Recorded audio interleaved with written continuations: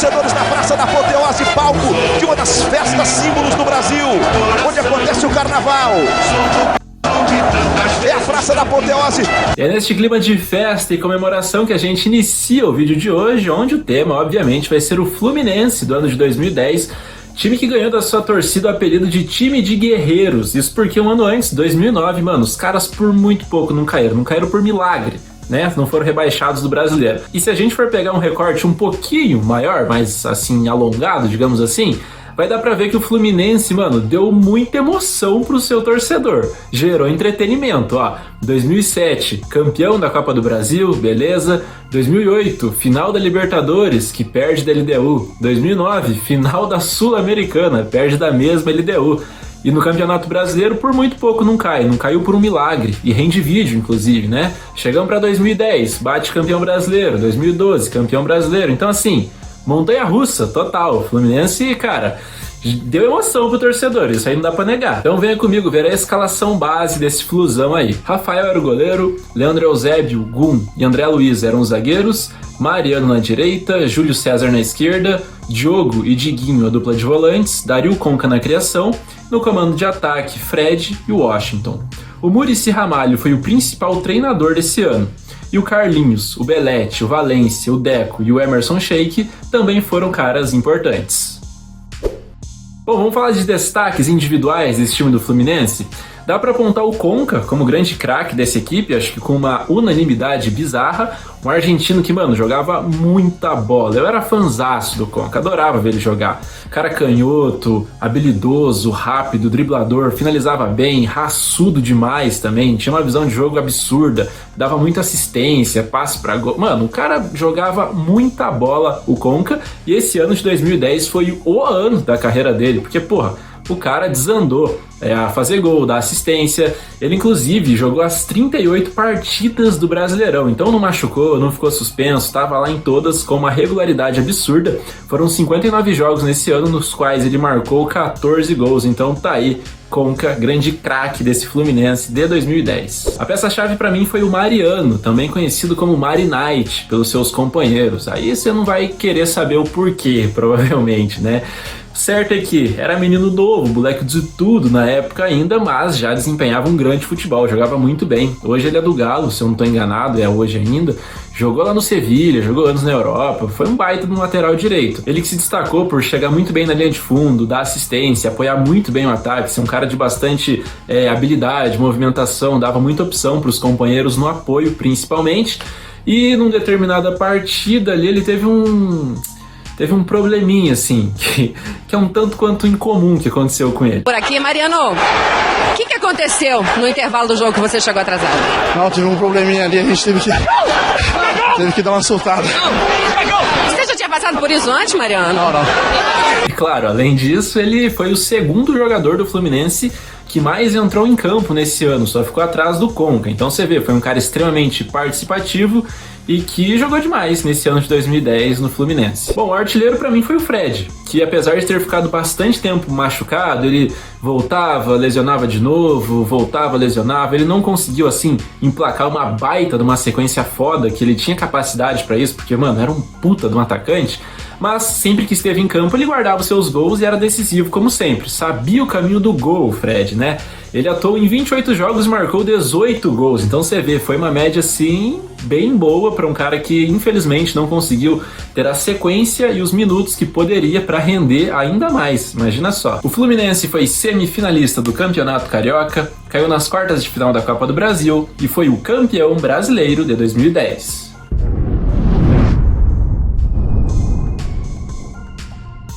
Bom, vamos começar a falar de Campeonato Carioca, que é o primeiro campeonato do ano e tal, que o Fluminense conseguiu chegar até na semifinal, mano, só que aí acabou perdendo da equipe do Botafogo, num jogo que terminou 3-2 pro Fogão. Mas foi um jogo assim que, mano, jogaço, teve de tudo, teve virada, teve expulsão, teve pênalti perdido pelo Fred, Dom Fredão acabou perdendo um pênalti, entretanto, fez os outros 2 gols do Fluminense. O Botafogo tinha na época Louco Abreu, o Herrera, enfim, vários outros jogadores aí e tal, e foi uma bela partida que terminou com essa vitória do Botafogo, que foi pra final. E aí, com essa eliminação, o Cuca, que era então o treinador do Fluminense, que tinha ficado de 2009 e tal, como já falei, que eles quase caíram, ele não resistiu e acabou então sendo demitido pela diretoria, que por sua vez trouxe Muricy Ramalho, então tricampeão brasileiro com São Paulo, 6, 7, 8, e deu certo, né?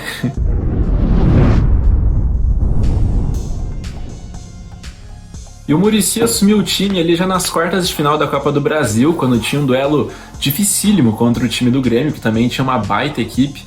E eles acabaram perdendo, então. Foram eliminados, perderam de 5-2 no placar agregado, então o Grêmio acabou sendo amplamente superior.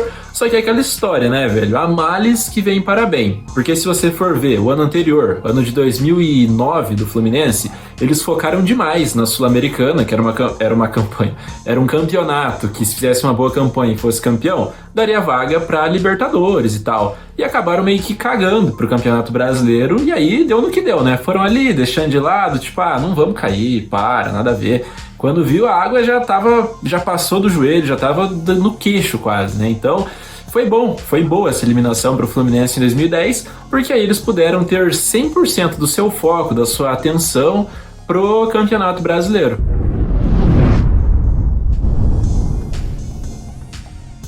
Só que o time não começou bem a competição nacional. Isso porque nos 3 primeiros jogos o Fluminense acabou perdendo logo 2. Porém, da 4ª rodada até a 18ª, quase no finalzinho já do primeiro turno, o time não soube o que era derrota, ou seja, permaneceu invicto durante todo esse período e assim, foi construindo uma gordura, como se fala, né, que lá no final foi muito importante. E a zaga do Fluminense era extremamente eficiente, tinha grandes jogadores ali no miolo de zaga, seja jogando com 3 zagueiros ou jogando com 2, havia sempre esse tipo de variação.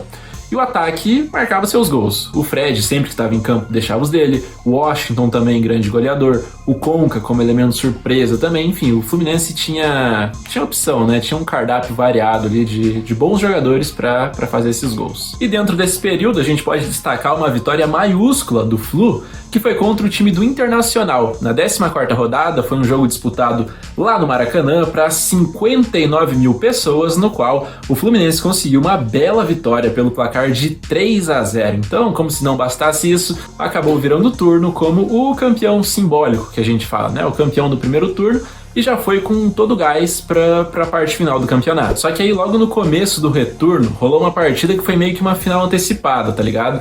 Entre o Fluminense e entre o Corinthians que tinha o Ronaldo Fenômeno nessa época, inclusive. O jogo foi disputado no Engenhão e o Fluminense acabou perdendo em casa aquela partida pelo placar de 2-1 pro Timão.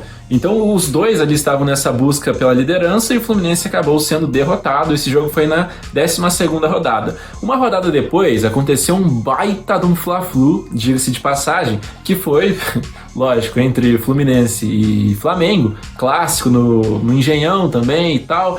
Terminou empatado em 3-3. E aí foram pontos perdidos que irritaram o treinador Muricy Ramalho.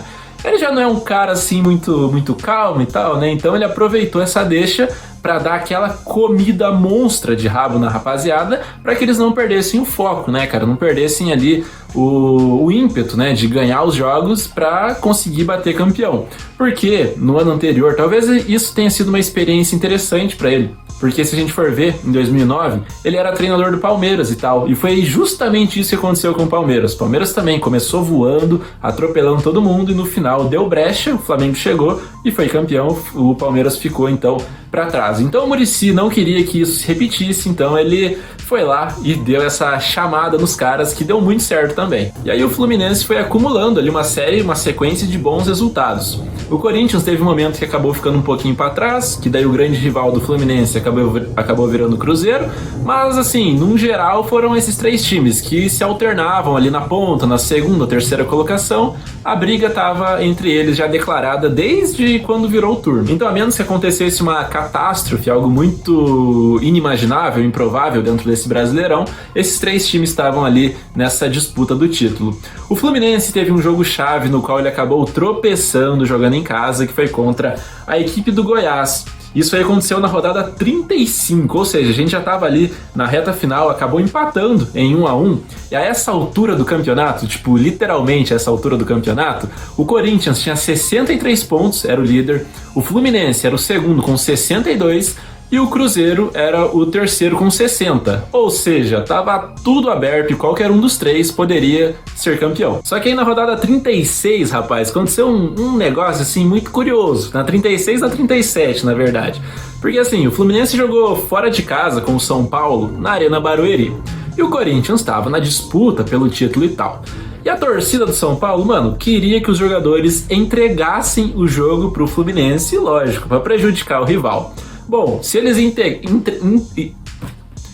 entregaram ou não, eu não sei. Mas assim, o jogo terminou 4-1, foi um passeio do Fluminense, que jogou muita bola naquele dia. O